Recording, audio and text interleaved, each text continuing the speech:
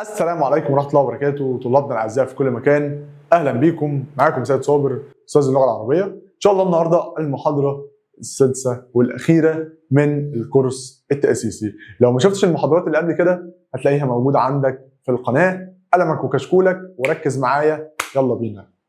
عندنا إيه النهاردة؟ عندنا إعراب الفعل. كل اللي فات ده إحنا بنتكلم عن الاسم، الكلمة اللي هتجيلي اسم هعربها ازاي؟ انا فهمتك في اول الكورس خالص ان احنا عندنا الكلمه بتتكون من 3 حاجات: اسم وفعل وحرف. كده كده احنا عرفنا خلاص الاسم. الاسم دي لما هتجيلي ممكن يكون اعرابها ايه؟ ممكن تكون فاعل، مفعول به، تمييز، مفعول لاجله، مفعول مطلق، حال، نعت، كل اللي احنا اتكلمنا فيه قبل كده. طيب الفعل بقى اعربه ازاي؟ قبل ما نتكلم في الفعل اعربه ازاي بفرق بين الفعل والاسم الاول؟ علشان في الامتحان خطأ كبير جدا كلكم بتقعوا فيه، وهو ان انا مش بعرف الكلمه اللي انا هعربها دي اسم ولا فعل.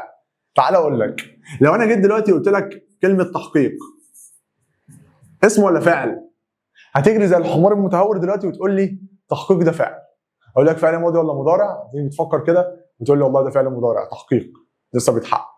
وهي اصلا تحقيق دي اسم. ليه؟ علشان لما احط لها الف ولام هتقبلها، وانا قلت لك ان الالف واللام من علامات الاسم. طيب لو جيت بقى قلت لك يحقق، لا والله ده انا عندي يحقق دي لو حطيت لها الف ولام مش هتقبل. في حاجه اسمها ال يحقق؟ لا، مفيش حاجه اسمها ال يحقق. اتفقنا. يبقى قبل ما ادخل في اعراب الفعل لازم تكون عارف الفعل ده او الكلمه دي هعرف ازاي هي اسم ولا فعل. يلا بينا نبدا. احنا عندنا الفعل بينقسم الى ايه؟ احنا عندنا الفعل بينقسم ل3 حاجات: فعل مضارع، فعل ماضي، فعل امر. طيب بص بقى، الفعل المضارع عندنا بيكون دايما معرب. يعني ايه معرب؟ يعني ممكن يكون مرفوع، ممكن يكون منصوب، ممكن يكون مجزوم، الا في حالتين بيكون فيهم مبني. هنتكلم عن الحالتين دول دلوقتي. يبقى انا اللي عايزك تعرفه معايا ان المضارع معرب دايما الا في حالتين. طيب الفعل المضارع هو ايه؟ قال لك هو ما دل على حدث وما زال مستمر في الحدوث.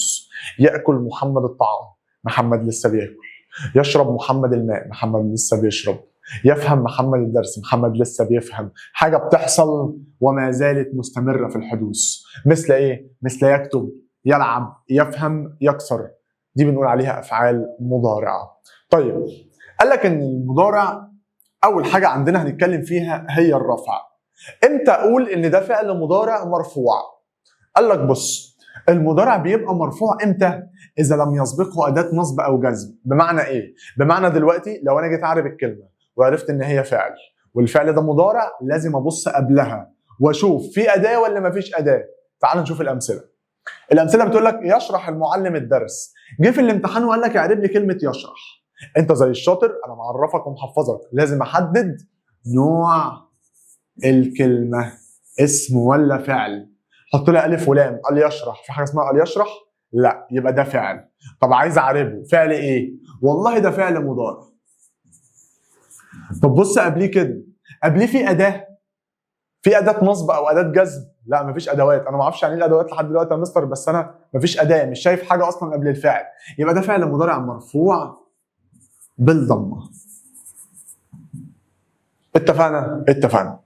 ينصح الوالد ابنه. ينصح، حط له الف ولام عشان اعرف هي دي اسم ولا فعل. قال ينصح، في حاجه اسمها قال ينصح؟ لا، يبقى ده فعل. بس خلي بالك ده فعل ايه؟ فعل مضارع. ماشي، ماله؟ والله الفعل المضارع ده ما فيش قبليه اي اداه، يبقى فعل مضارع مرفوع بالضمه. ماشي. يفهم الطالب الدرس. يفهم، والله بص كده، يفهم ده فعل ولا اسم؟ في حاجه اسمها قال يفهم؟ لا، يفهم ده فعل. طب فعل ايه؟ والله ده فعل مضارع.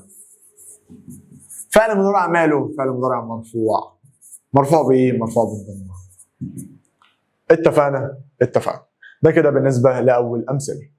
الامثله اللي بعد كده: يقضي القاضي بالعدل. يقضي، خلي بالك احنا عندنا يقضي هنا ده فعل ايه؟ فعل مضارع، صح؟ طيب عرفت منين ان هو فعل مضارع؟ يقضي لسه حاجه بتحصل، حاجه ما خلصتش لسه. طيب يقضي ده فعل مضارع. ماله هتبص قبليه في اي اداه؟ لا مفيش، يبقى فعل مضارع ماله مرفوع بالضمه. خلاص؟ طيب مرفوع بالضمه المقدره علشان حرف العله. طب بعد كده يسعى الرجل في الخير. يسعى، ها يسعى ادي فعل، عرفت منين انه فعل؟ حط الف ولام. في حاجه اسمها اليسعى؟ لا. طب ده فعل ايه؟ فعل مضارع. عرفت منين انه فعل مضارع؟ يسعى لسه بيسعى ما خلصش، يبقى فعل مضارع مرفوع. عرفت منين انه مرفوع؟ هبص قبليه مفيش اداه، يبقى فعل مضارع مرفوع بالضمه. اتفقنا؟ اتفقنا. طيب يدعو نفس الكلام الضمه المقدره. يدعو ادي فعل، عرفت منين انه فعل؟ في حاجه اسمها اليدعو؟ لا. طيب يبقى ده فعل. فعل ماله؟ فعل مضارع. عرفت منين انه مضارع؟ لسه بيدعو ما خلصش الدعاء. فعل مضارع ماله مرفوع بايه؟ بالضمه. عرفت منين انه مرفوع بالضمه؟ علشان ما فيش قبل اي اداه تنصبه او تجزمه. طيب المعلمان يشرحان الدرس. بص بقى اكتبها عندك. اي فعل مضارع، اي فعل مضارع يتصل به واو الجماعه، الف الاثنين، ياء المخاطبه، على طول لما اقول فعل مضارع مرفوع، مرفوع بثبوت النون، منصوب مجزوم حذف النون. تاني، اي فعل يتصل به واو الجماعه، الف الاثنين، ياء المخاطبه، على طول على طول فعل مضارع يا لو مرفوع مرفوع بثبوت النون، منصوب مجزوم حذف النون. طب دي بنسميها ايه؟ بنسميها الافعال الخمسه. طب تعالى معايا كده، انا بقول لك المعلمان يشرحان الدرس. كلمه يشرحان، بص بقى، والله يشرحان ده فعل مضارع. هي فعل الاول، عرفت منين؟ في حاجه اسمها اليشرحان؟ لا، ده فعل مش اسم. فعل ماله؟ فعل مضارع. عرفت منين؟ لسه بيشرحوا الدرس، لسه الفعل شغال. طيب فعل مضارع ماله؟ مرفوع. عرفت منين انه مرفوع؟ والله انا بصيت قبله ما لقيتش اداه تنصبه او تجزمه، يبقى ده فعل مضارع مرفوع بايه؟ بثبوت النون. طب ليه يا مستر انا قلت بثبوت النون؟ علشان الف الاثنين يشرحان. خلاص كده انا بكلم هنا عن مثنى. طيب زي الفل. المهندسون يشيدون البناء. يشيدون، مالها يشيدون؟ ده فعل. عرفت منين؟ هو الفعل ده ينفع يبقى الالف ولام؟ لا. في حاجه اسمها اليشيدون؟ لا طبعا، يبقى فعل. فعل ايه؟ فعل مضارع. ده لسه بيعملوا ايه؟ لسه بيشيدوا، يبقى فعل مضارع ماله؟ مرفوع. عرفت منين انه مرفوع؟ بص قبليه مفيش قبليه اداه.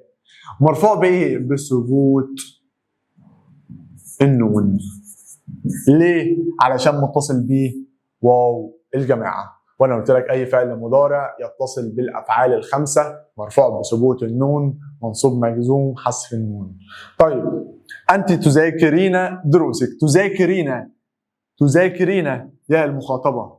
وانا قلت لك لما الفعل يتصل به يا المخاطبه الف الاثنين واو الجماعه على طول مرفوع ثبوت النون، منصوب مجزوم حذف النون. بص بقى، تذاكرين فعل ايه ده؟ هو ده فعل ولا اسم اصلا؟ فعل. هو هيقبل الالف واللام؟ في حاجه اسمها التذاكرين؟ لا، يبقى ده فعل. فعل ايه؟ فعل مضارع. انت لسه بتذاكرين ما خلصتيش، يبقى فعل مضارع ماله؟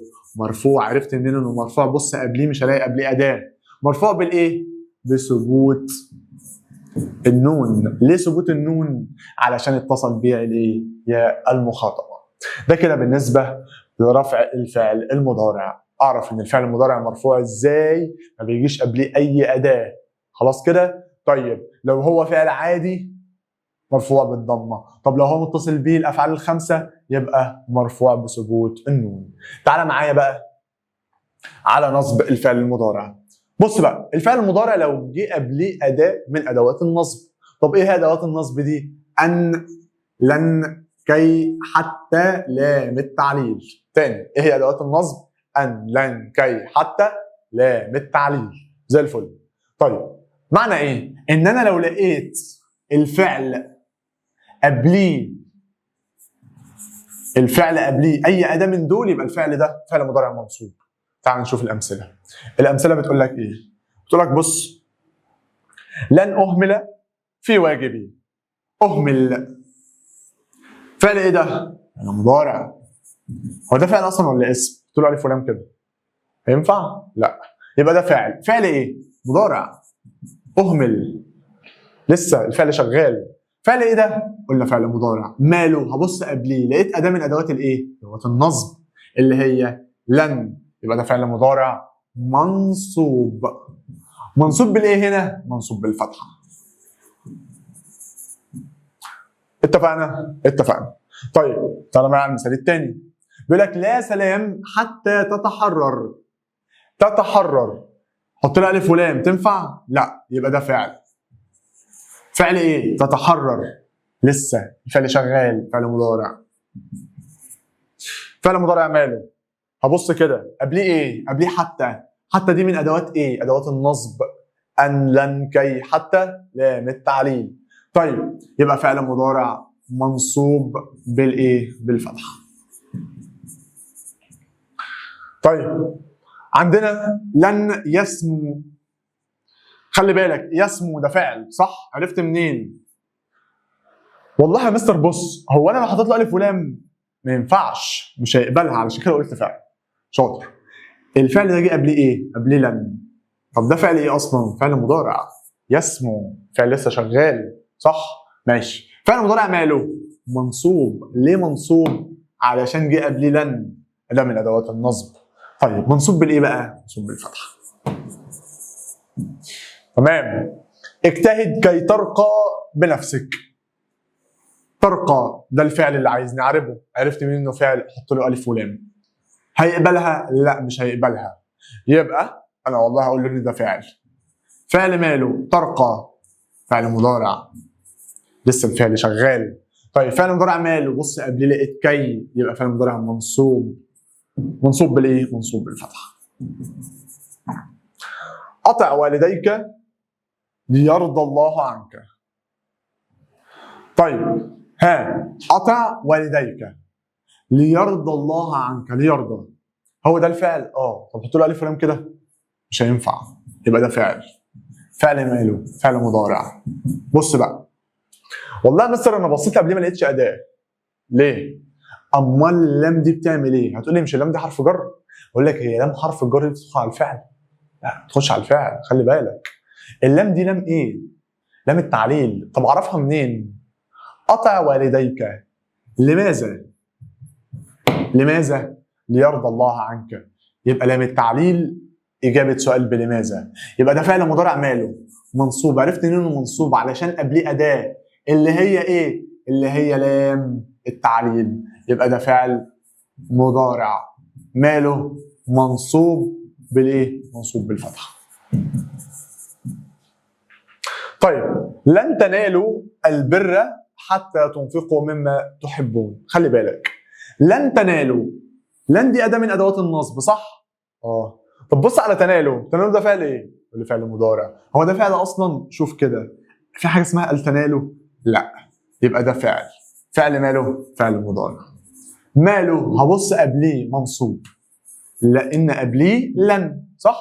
ماشي. خلي بالك ان انا عندي هنا واو الجماعه، وانا لسه قايل لك من شويه اي فعل مضارع يتصل بالافعال الخمسه مرفوع بثبوت النون، منصوب مجزوم، حذف النون.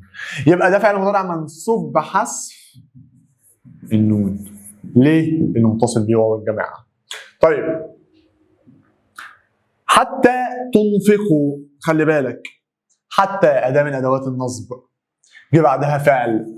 ها تنفقوا فعل مضارع ماله؟ منصوب.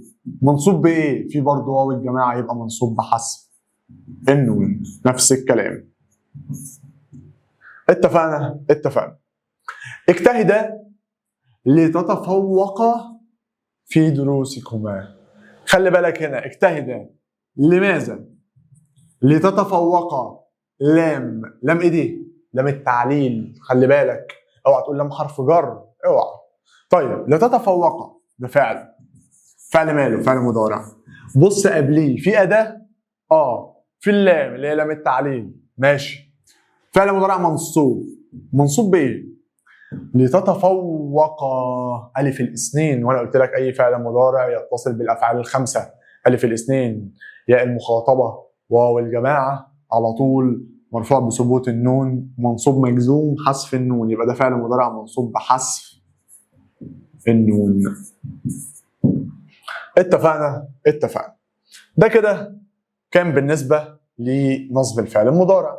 طيب تعالى بقى افرق لك كده بين لام التعليل ولام الجر علشان ما تتلخبطش. بص على المثالين دول: اجتهد في دروسك لتتفوق، ولنذهب للشاطئ صيفا. بص بقى، اجتهد في دروسك لماذا؟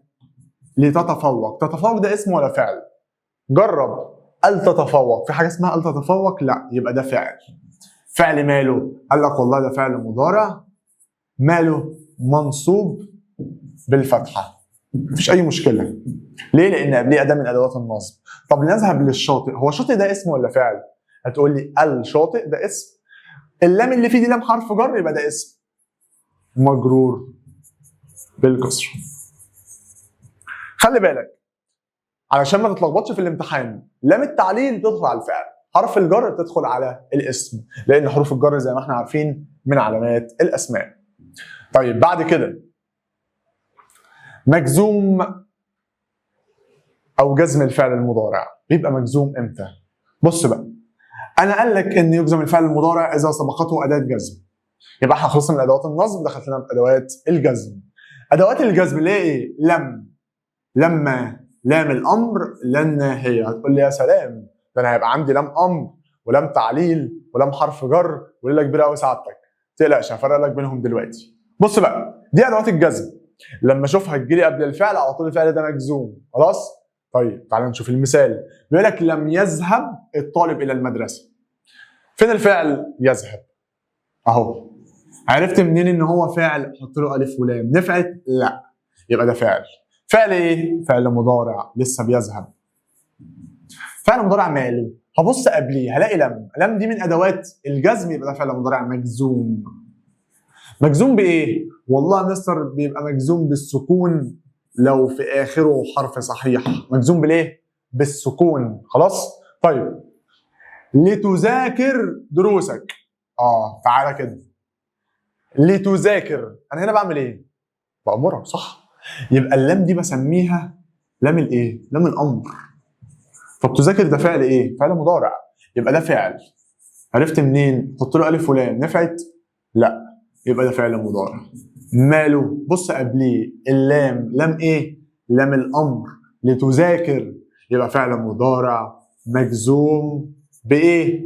حرف صحيح، يبقى مجزوم بالسكون. اتفقنا.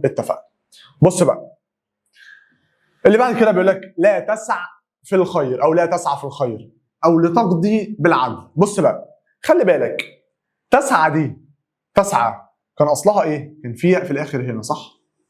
طب راحت فين؟ اتحذفت. ماشي. لتقضي كان فيها ياء، صح؟ طب راحت فين؟ اتحذفت ليه؟ قال لك بص بقى، لما الفعل يكون في الاخر حرف عله، في الاخر حرف ايه؟ عله، ويجي قبليه اداه من ادوات الجزم، بعمل ايه؟ بص معايا، لا تسعى دي ده فعل، صح؟ ماشي. فعل ايه ده؟ فعل مضارع. فعل مضارع ماله؟ مجزوم. طب مجزوم بايه بقى؟ طالما اخره حرف عله بحذف حرف العله. بحذف ايه؟ حرف العله، وبقول له فعل مضارع مجزوم بحذف حرف العله. خلاص كده؟ طيب وحطيت مكان حرف العله ايه؟ الفتحه اهي. طيب لتقضي بالعدل، نفس الكلام، فعل مضارع ماله؟ اللام، لام الامر، فعل مضارع مجزوم بايه؟ والله ده كان في هنا حرف عله واتشال، يبقى مجزوم بحذف حرف العله. يبقى انا لو جاي لي فعل اخره حرف عله وقبليه اداه من ادوات الجزم، بطير حرف الايه؟ العله، وبقول له ده فعل مضارع مجزوم بحذف حرف العله. زي الفل. ماشي. لا تتكاسلوا. ماشي. وانت لم تقصري في واجبك. تعال واحده. لا تتكاسلوا. بص بقى، الفعل ده فعل ايه؟ فعل مضارع. شاطر.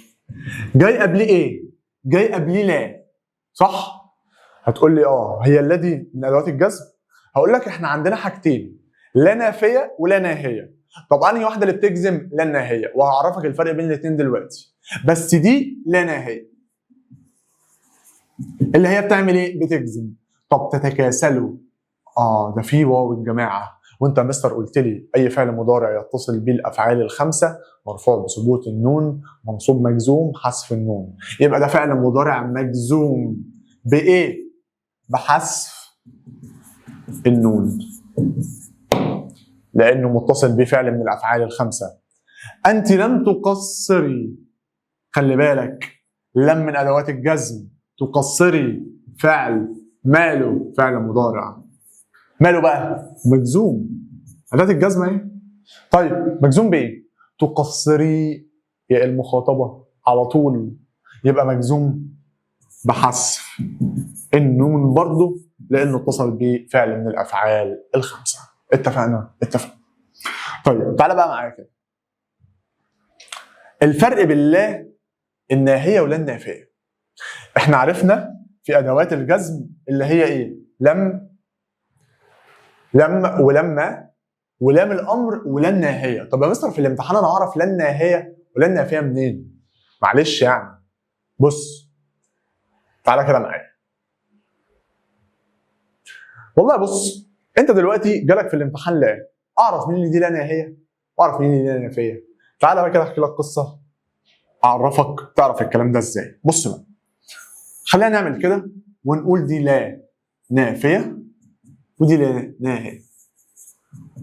الواد حماد اخوك ثانويه عامه جاب 50%، خلاص كده، وراح البيت.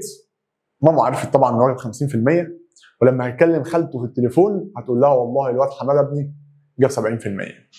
وتروح ماما وهي بتكلم خالته تقول لها ايه بقى؟ تقول لها الواد حماده ده لا يهمل دروسه.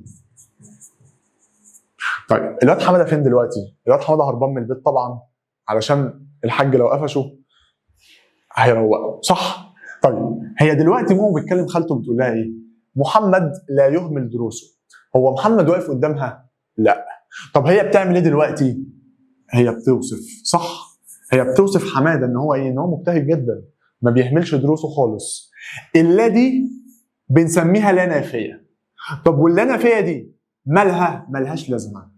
الفعل اللي بعدها فعل مضارع مرفوع بالضمه عادي جدا. اتفقنا؟ اتفقنا. طيب الناهيه بقى، الواد حماده رجع البيت والحاج كان جه وعرف ان هو جاب 50%، فهيعمل فيه ايه بقى؟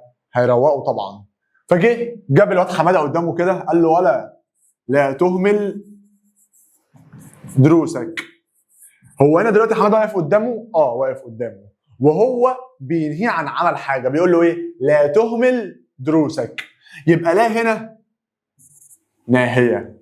ليه؟ لان انا بطلب منك انك تكف عن فعل الحاجه دي، ما تهملش دروسك تاني، انت واقف قدامي وبنهيك. طيب لما اجي اقول لك ايه كمان؟ لا تكتب على الحائط.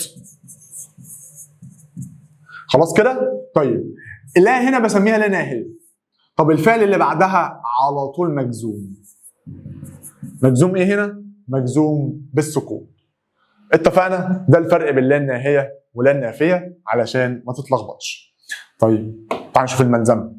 قال لك لا الناهيه تطلب الكف عن الفعل لا تهمل دروسك لا يسخر قوم من قوم. خلي بالك علشان العيال بتقول لك ايه بقى؟ بتقول لك والله بص، لما لا يجي بعدها فعل اوله تاء، خلاص كده العيال المبصمجاتيه، خلاص اللي هو انا مبصمجها، لما الفعل يجي فيه حرف التاء والله يا مستر دي تبقى لا نهايه. خلاص؟ طب ما لا يسخر قوم من قوم دي لا نهايه ما فيهاش تاء. ماشي. خلي بالك انا عندي هنا لا نهايه يعني الفعل اللي بعدها مجزوم. طب لا النافيه؟ قال لك الكلام فيه معنى الاخبار او الوصف. انا من شويه كنت بوصف الواد حماده ان هو لا يهمل دروسه، عيل شاطر كده من الدرس للبيت ومن البيت للدرس. ماشي. محمد لا يهمل دروسه.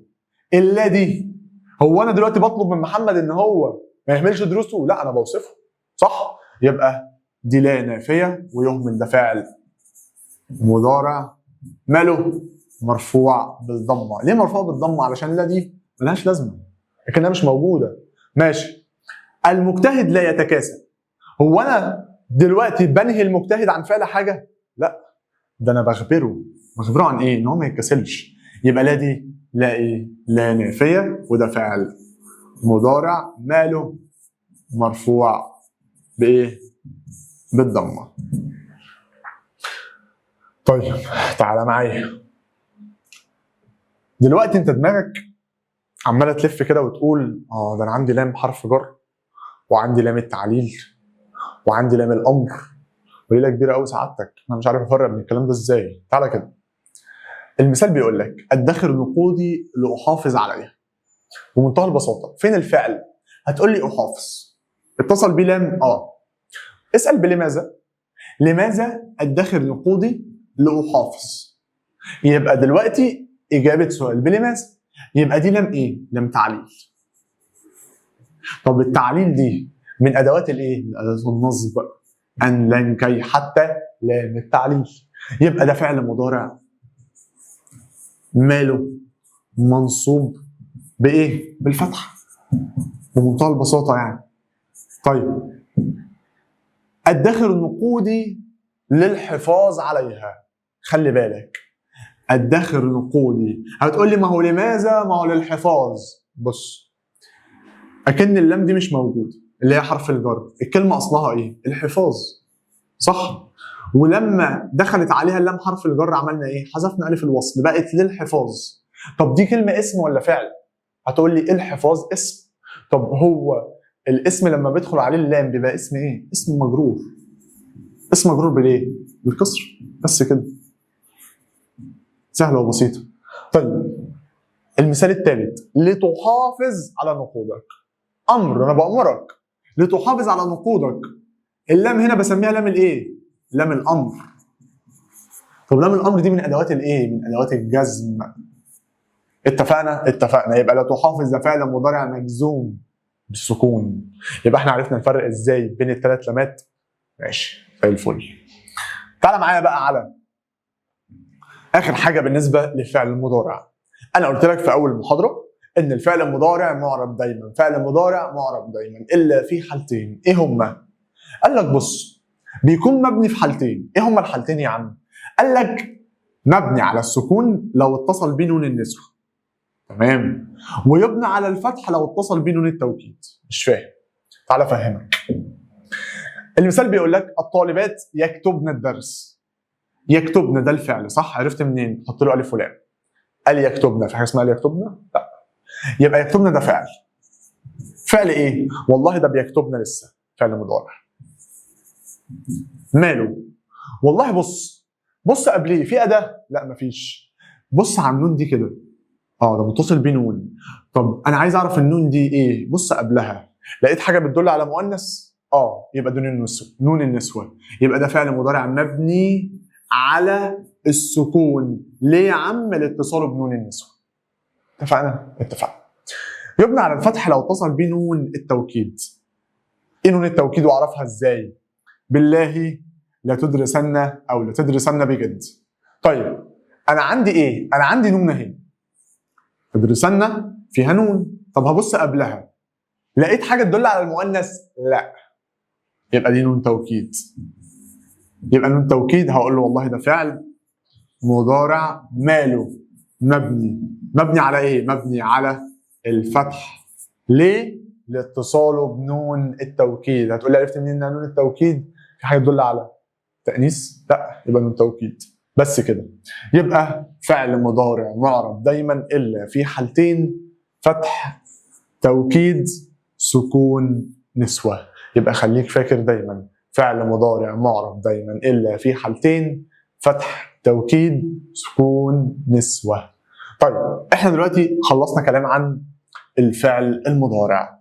عرفنا ان الفعل المضارع يا اما بيكون مرفوع لو ما فيش قبليه اداه، يا اما منصوب لو قبليه ان او لن او كي او حتى او لام التعليل، يا اما بيكون مجزوم، يا اما بيكون مبني. طب مجزوم امتى؟ لو قبليه لم او لما او لام الامر او لا الناهيه. ومبني امتى؟ لما يتصل بيه نون التوكيد او نون النسوه. طيب فعل الماضي فعل الماضي والفعل الامر دايما مبني. دايما مبني. يعني ايه؟ هتلاقينا على طول بنقول فعل ماضي مبني، فعل امر مبني، اتفقنا؟ اتفقنا. الفعل الماضي بقى، يبقى الفعل الماضي وفعل الامر دايما مبني، يعني هتلاقيني دايما بقول لك فعل ماضي مبني، فعل امر مبني. طيب بيبقى مبني على ايه بقى؟ تعال نشوف. طب وفعل ماضي ده يعني ايه اصلا؟ يعني حاجه حصلت وانتهت في الماضي. اكل الولد الطعام، الولد كل الطعام خلاص. شرب محمد الماء، الولد شرب الماء خلاص. طيب بيبنى على الفتح. بيبقى مبني على الفتح امتى؟ اذا لم يتصل به شيء، يعني لو ما اتصلش به حاجه، ماشي. او اتصل به الف الاثنين او تاء التانيث الساكنه، على طول بقول مبني على الفتح. زي ايه؟ بص كده، كتب، ماشي. انا بنطق اخر حرف عليه ايه؟ عليه فتحه. وعندي هنا كتب، لما اجي اقول لك مثلا كتب الولدان، انا هنا عندي الف الاثنين، الحرف الاخير في الفعل عليه ايه؟ عليه فتحه. كتبت، تاء التانيث الساكنه، ده بقول فعل ماض، فعل ماضي مبني على الفتح. ليه؟ لانه هنا ما اتصلش بيه اي حاجه. يبقى هنا مبني على الفتح لانه ما اتصلش بيه حاجه، في الاخر هنا حرف صحيح، او اتصل بيه الف الاثنين او تاء التانيث الساكنه. يبقى انا لو لقيت اي فعل ماضي صحيح الاخر او متصل بالف الاثنين او تاء التانيث الساكنه، على طول مبني على الفتح. طيب مبني على السكون امتى بقى؟ بيكون مبني على السكون لو اتصل بتاء الفاعل المتحركه، زي لما اجي اقول لك كتبت، ذاكرت، يا اما نون النسوه او ناء الفاعلين. يعني ايه الكلام ده؟ لما اجي اقول لك كتبت، اخر حرف هنا في الفعل عليه ايه؟ سكون. طيب كتبنا، نون النسوه اخر حرف من الفعل، خلي بالك اخر حرف منين؟ من الفعل، عليه ايه؟ عليه سكون. خلاص؟ كتبنا اللي هي نون النسوه، كتبنا اللي هي ناء الفاعلين، الباء برضو عليها سكون. يبقى انا لما الاقي فعل ماضي اخره ايه؟ اخره تاء الفاعل المتحركه او نون النسوه او ناء الفاعلين، يبقى على طول مبني على السكون، ما تنساش. طيب يبقى احنا قلنا لحد دلوقتي حاجتين: مبني على الفتح لو كان صحيح الاخر، الف الاثنين تاء التانيث، مبني على السكون تاء الفاعل نون النسوه ناء المفعولين. طيب تعالى معايا كده على مبني على الضم. يبنى على الضم امتى بقى؟ اذا اتصلت به واو الجماعه بس. كتبوا، انا اخر حرف بنطقه في الفعل هو حرف الباء، بنطق عليه ايه؟ ضمه، بقول كتبوا. طيب يبقى ده فعل ماض ماله؟ مبني، اتفقنا ان هو مبني على ايه؟ مبني على الضم. اتفقنا؟ اتفقنا. ده كده بالنسبه للفعل الماضي. يبقى الفعل الماضي مبني على الفتح، الف الاثنين تاء التانيث مبني على السكون تاء الفاعل نون النسوه ناء الفاعلين مبني على الضم واو الجماعه. طيب تعالى معايا على فعل الامر. بص بقى، فعل الامر هو الفعل اللي انا بستخدمه علشان امرك تعمل حاجه في المستقبل. بمعنى ذاكر دروسك، انا بامرك انك تذاكر دروسك امتى؟ ممكن بعد ساعه، ساعتين، يومين، قبل الدرس بنص ساعه، ماشي؟ فانا هنا بامرك انك تعمل حاجه في المستقبل. خلاص كده؟ هو الفعل يدل على الطلب او الامر، ده فعل الامر، ويبنى عاده على السكون، وممكن يكون مبني على الفتح او مبني على حذف حرف العله. تعال نعرف كل حاله منهم. مبني على السكون امتى؟ لما يكون صحيح الاخر. يعني ايه صحيح الاخر؟ فاخره حرف صحيح. زي ايه؟ اكتب، افتح، ده فعل امر مبني على السكون. طيب او اذا اتصلت به نون النسوه، افعل، مبني على السكون، اخر حرف انا بنطقه. لو انا مستر جيت في الامتحان نسيت هو كان متصل بيه ايه، نسيت الاغنيه، اعمل ايه؟ شوف اخر حرف في الفعل اللي هو اللام بنطقه عليه ايه؟ بقول ايه؟ افعل، صح كده؟ يبقى سكون. يبنى على الفتح امتى بقى؟ لو اتصل بنون التوكيد، اضرب. طيب انا بنطق ايه؟ الباء عليها ايه؟ عليها فتحه، بقول اضرب، صح؟ طيب يبقى مبني على الفتح نون التوكيد. حرف العله لو معتل الاخر. يعني ايه معتل الاخر؟ ارضى، المفروض في حرف عله بس انا حذفته، صح؟ طيب ادعوا في حرف عله بس انا حذفته. طب انا حذفته ليه؟ لان فعل الامر بيبقى مبني على حذف حرف العله، لو هو اخره عله بشيله. خلاص كده؟ يبقى انا هقول ايه؟ فعل امر مبني على ايه؟ على حذف حرف العله. طب عرفت منين؟ لان كان في هنا حرف عله وانا عملت ايه؟ وانا شلته. خلاص كده؟ طيب مبني على حذف النون امتى بقى؟ لو اتصل بيه حاجه من الافعال الخمسه. خلاص؟ فاكرين الافعال الخمسه؟ افعل، الف الاثنين، افعلوا واو الجماعه، افعلي يا المخاطبه. لو اتصل بيه الافعال الخمسه مبني على حذف النون. يبقى فعل الامر مبني على السكون صحيح الاخر، نون النسوه مبني على الفتح، نون التوكيد، حرف العله او حذف العله، معتل الاخر، حذف النون، افعال خمسه. طيب دي كده بالنسبه لفعل الامر. يلا بينا ابطال نيجي على التدريبات. طيب بعد ما تذاكر حل التدريبات وصححها معايا. سار الغبار. سار ده فعل ايه؟ فعل ماضي صح؟ ماشي. سار هل متصل بحاجه؟ لا مش متصل بحاجه. يبقى سار ده فعل ماضي. ماله؟ مبني. اتفقنا ان هو مبني. مبني على ايه؟ سار مبني على الفتح. الله ينور عليك. طيب الاولاد لعبوا. والله بص متصل بواو الجماعه يبقى ده فعل ماض. ماله بقى؟ مبني على الضم. ليه؟ علشان متصل بيه واو الجماعه، وانا لو جيت نطقت لعبوا ضمه. ماشي. فتحت الباب. طيب ده مبني على ايه؟ والله بص هو متصل بيه التاء اللي هي تاء الفاعل. فتحت، انا بنطق حرف الحاء عليه ايه؟ اللي هو اخر حرف. فتحت سكون، يبقى ده فعل ماضي مبني على السكون. طيب خرجنا. نفس الكلام. خرجنا. نادي ايه؟ نا الفاعلين صح؟ هو مين اللي خرج؟ احنا اللي نادي. طيب يبقى ده فعل ماضي ماله؟ مبني على السكون. كتب الطالب الدرس. كتب مفيش اي حاجه متصله بالفعل يبقى ده فعل ماضي مبني على الفتح.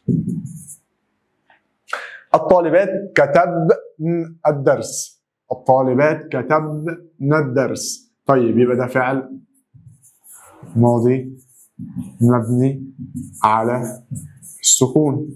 ليه؟ لاتصاله بنون الايه؟ باتصاله بنون النسوه. كتبنا. طيب ده كده بالنسبه لي الفعل الماضي. تعالى معايا بقى على الفعل الامر. اصبر على مصيبتك. اصبر فعل امر مبني على ايه؟ مبني على السكون. ليه؟ مش حاجه متصله بيه. اصبر ده فعل امر مبني على السكون. ادعو لنا يا ابي. ادعو هنا في حرف محذوف يبقى ده فعل امر مبني على حذف حرف العله. في حرف عله محذوف. اكتبنا الدرس. طيب اكتبنا الدرس. نون ايه دي؟ مفيش قبلها حاجه تدل على التانيث صح؟ يبقى نون ايه؟ نون توكيد. اكتبنا. طيب يبقى ده فعل ماضي مبني على الفتح. اجلسوا هنا. اجلسوا ده فعل امر مبني على ايه؟ مبني على حذف النون. ليه؟ لانه متصل به واو الجماعه. حافظوا نفس الكلام متصل به واو الجماعه يبقى فعل امر مبني على ايه بقى؟ مبني على حذف النون. اسعى لرزقك ما استطعت. اسعى خلي بالك اسعى ده محذوف منه حرف يبقى مبني على حذف حرف الايه؟ مبني على حذف حرف العلة. يلا بينا يا أبطال على فعل الأمر. اصبر على مصيبتك. طيب اصبر فعل إيه ده؟ فعل أمر، ماله؟ صحيح الآخر، يبقى ده فعل أمر ماله؟ مبني على السكون. طيب ليه؟ لأنه صحيح الآخر. طيب ادعو لنا يا أبي، ادعو في حرف علة محذوف، يبقى ده فعل أمر مبني على حذف حرف العلة. طيب اكتب من الدرس، نون ايه دي؟ نون التوكيد، يبقى ده فعل أمر، طالما نون توكيد يبقى مبني على الفتح. طيب اجلسوا هنا، اجلسوا واو الجماعة، يبقى ده فعل أمر مبني على إيه بقى؟ على حذف النون، لأنه متصل بالأفعال الخمسة. ما تنساش الأفعال الخمسة. حافظوا على اللغة العربية، حافظوا نفس الكلام، متصل بواو الجماعة، يبقى ده فعل إيه؟ فعل أمر مبني على حذف النون. اسعى لرزقك ما استطعت، اسعى برضو، اسعى ده محذوف منه حرف، خلاص كده يبقى فعل أمر ماله؟ مبني على حذف حرف العلة. وكده أبطال نبقى خلصنا تدريبات الفعل الأمر والفعل الماضي، وكده نبقى خلصنا المحاضرة الستة والأخيرة في كورس النحو التأسيسي. متنساش يا بطل تعمل سبسكرايب للقناة عشان يوصلك كل الفيديوهات الجاية بتاعتنا. كان معاكم سيد صابر أستاذ اللغة العربية، أشوفكم على خير، سلام.